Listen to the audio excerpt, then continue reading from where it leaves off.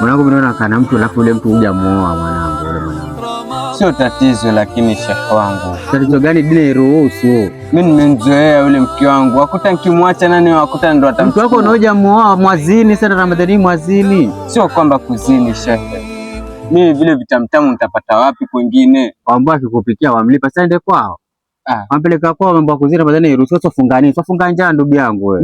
Mimi nampenda ule sana. Sawa, penda kile mwambie ende kwao Ramadhani kisha atarudi kwako Ramadhani.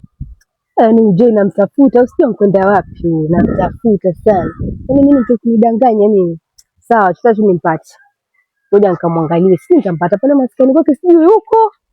Ngoja niende Isiwi hiyo mwanangu, sio demu utabidi ende kwao. Si bibi yako ni demu wako, yule ende kwao. Sababu sasa kuna yako funga njaa sasa. Maana isiwi saumu. Jamani. Baby niambie. Mbona ukanidanganya mwezio? Ninatoka kusali tarawih. Wanaambia tukutane usiku. Sio mwezi wa Ramadhani wewe unafanya hivi. Mpaka namdanganya baba yangu mimi. Ulioniambia ya kweli za ndugu yangu.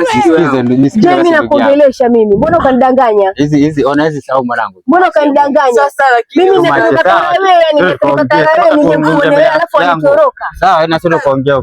Hizi saumu za Mungu ndugu yangu. Ndio mimi ilikuwa sitaki kumwamini ustadhi. Maana alikuwa ananiambia swaumu.